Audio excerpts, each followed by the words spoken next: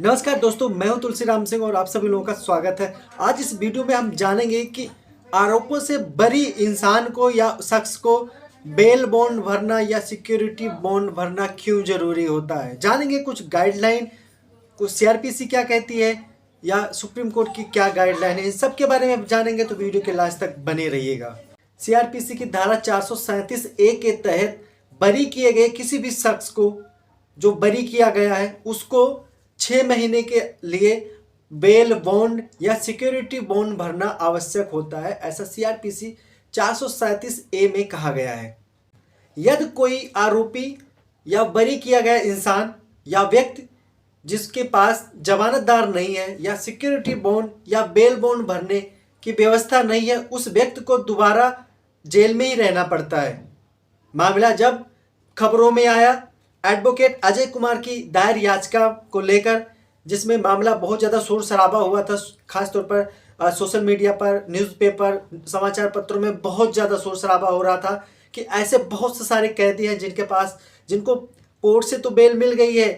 लेकिन वो बरी किए जा चुके हैं कोर्ट से, लेकिन उनके पास जमानतदार ना होने के कारण से, सिक्योरिटी बॉन्ड ना होने के कारण से, जो जमानत की राशि ना होने के कारण से, आर्थिक और सामाजिक स्थिति अच्छी ना होने के कारण से वो फिर भी जेल में सजा काट रहे हैं। दोस्तों, जैसे कि जो जमानत की बात है, हम हमेशा बात करते हैं जमानत बेल बॉन्ड भरना चाहिए, सिक्योरिटी बॉन्ड भरना चाहिए, सिक्योरिटी राशि जमा करना चाहिए कोर्ट में। तो ये क्यों जमा करना पड़ता है, इस टॉपिक पर अब हम बात करते हैं। तो देखिए,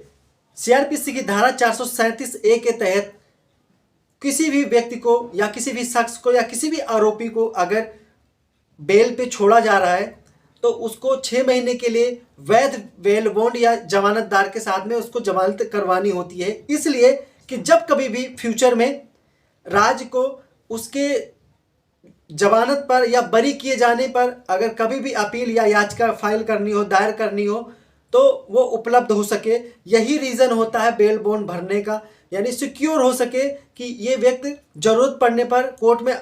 उपस्थित हो सकता है, हाजिर हो सकता है, या किसी निचली अदालत में केस बेल अगर मिल जाती है तो अगर दूसरा पक्ष अगर चाहे ऊंची अदालत में, यानी कि हाई कोर्ट या सुप्रीम कोर्ट में अगर वो केस फाइल करना चाहता है उस ट्रायल कोर्ट के या निचली अदालत के ऑर्डर के अगेंस्ट, तो वह व्यक्ति अगली कोर्ट में, नेक्स्ट कोर्ट में उपस्थित हो सके। इसी को सिक्योर करने के लिए बेल बॉन्ड भरना बहुत आवश्यक होता है। एक विशेष केस की सुनवाई के दौरान ऐसा तर्क दिया गया कि जो सीआरपीसी की धारा 437A है वो भारतीय संविधान के अनुच्छेद 21, जिसमें व्यक्तिगत स्वतंत्रता की जो हमें गारंटी मिलती है, वो उसके विपरीत है। दोस्तों, इलाहाबाद हाईकोर्ट का एक मामला होता है जिसका हवाला देते हुए कहा जाता है, तर्क दिया जाता है कि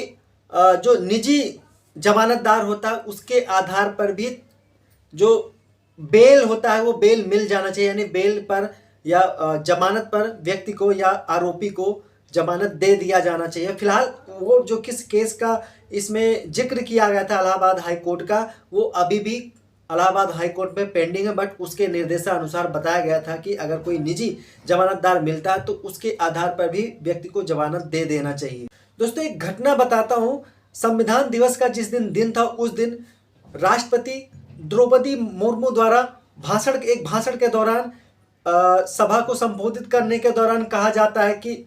आज भी देखा जा रहा है ऐसे भी बहुत सारे कैदी पड़े हुए हैं जेलों में जो बिना वजह के सजा काट रहे हैं। उनको कोर्ट से बरी होने के आदेश मिल गए हैं, जमानत मिलने के आदेश मिल गए हैं, बरी कर दिए गए हैं, लेकिन उनके पास जमानतदार न होने के कारण से, सिक्योरिटी बॉन्ड या राशि न होने के कारण से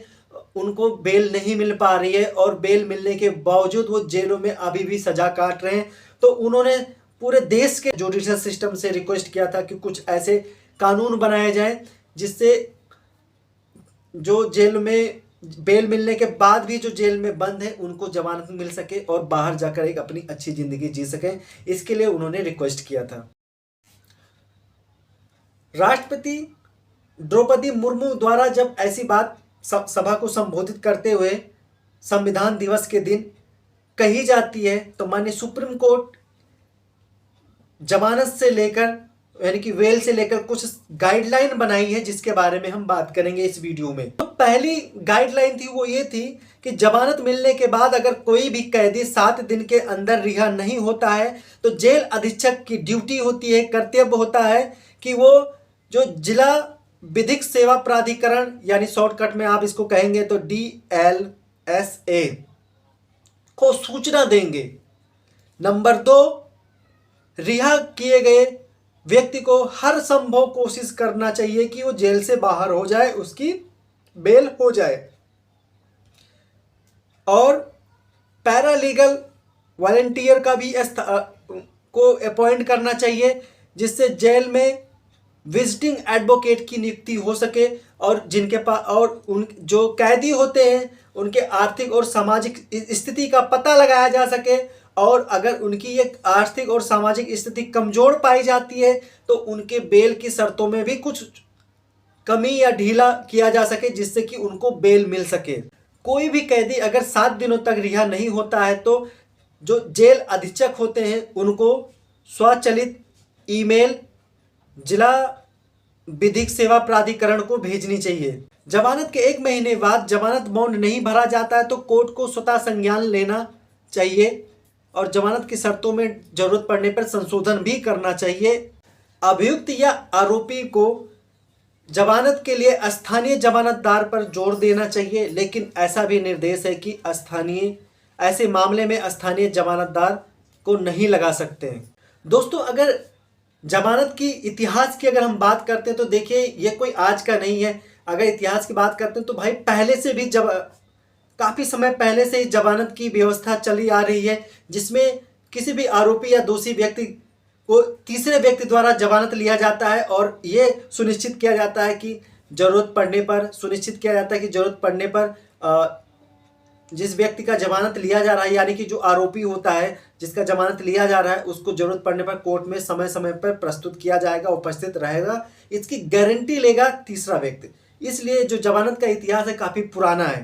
दोस्तों, अगर कोई आरोपी का जमानत लिया जाता है और जमानत पर उसको छोड़ दिया जाता है, लेकिन अगर कोर्ट की डेट पर वो नहीं जाता है, जिस डेट पे हेयरिंग होती है, सुनवाई होती है, तो उसकी डेट पर जिसने जमानत लिया है उसका उस कोर्ट में जाना बहुत जरूरी होता है। यदि नहीं जाता है तो हो सकता है उसकी जो जमानत है वो जब्त हो सकती है और फिर उस व्यक्ति को दोबारा जेल में जाने की नौबत आ सकती है। इसलिए हमेशा ध्यान रखें, जिस व्यक्ति ने जमानत ली है किसी भी व्यक्ति की, आरोपी दोषी की, तो उसकी गारंटी ये होती है कि भाई उस व्यक्ति को टाइम से आप कोर्ट की डेट पर, जिस डेट में हेयरिंग हो उस डेट पर उसको वहाँ पर उपस्थित करना उसका ड्यूटी होता है। और इसीलिए जमानतदार की आवश्यकता पड़ती है कि वो सुनिश्चित कराता है कि ये व्यक्ति मैं अपनी गारंटी पर इनकी जमानत लेता हूं और मैं वादा करता हूं, वचन देता हूं, हर कोर्ट की डेट पर यह व्यक्ति कोर्ट में उपस्थित होगा। रोचक बात आप लोगों को बताना चाहूँगा, जमानत शब्द IPC में कहीं नहीं आपको मिलेगा। IPC में आपको जमानतीय अपराध और अजमानतीय अपराध के नाम से शब्द आपको मिलेंगे और इसी को संबोधन किया जाता है और यही आपको हर जगह रिपीट होता हुआ मिलेगा, लेकिन जमानत शब्द कहीं नहीं मिलेगा। दोस्तों, हेल्सबरी लॉस ऑफ इंग्लैंड के अनुसार जमानत व्यक्ति की अंतरिम रिहाई को दर्शाती है। जब तक कोर्ट का अंतिम निर्णय नहीं आ जा सकता है तब तक व्यक्ति को जमानत पर छोड़ना होता है और इसी को सिक्योर करने के लिए कि व्यक्ति कोर्ट की हर डेट पर उपस्थित होगा कोर्ट में, इसीलिए बेल बॉन्ड भरना जरूरी होता है, सिक्योरिटी बॉन्ड भरना आवश्यक होता है और इसीलिए यह नियम बनाया गया था कि हर व्यक्ति को बेल बॉन्ड भरना जरूरी होगा और भरा जाता है। इसीलिए ये सारी व्यवस्था होती है और यही सारी चीज़ें इसीलिए बहुत ज़्यादा हवा में चल रही थी, न्यूज़ समाचार में बहुत ज़्यादा हड़कंप मचा हुआ था। दोस्तों, आशा करता हूँ बेल, जमानत, बॉन्ड से रिलेटेड जो भी आपका सवाल होगा इस वीडियो में उन सारे सवालों का जवाब मिल गया होगा। दोस्तों, मैं फिर मिलता हूँ एक अच्छी सी लीगल टॉपिक अपडेट लेकर। तब तक के लिए आप सभी लोगों को जय हिंद। और हाँ, अगर चैनल पर पहली बार आए हैं तो सब्सक्राइब करना बिल्कुल मत भूलना और बेल आइकन तो बिल्कुल दबाना मत भूलिएगा। जय हिंद।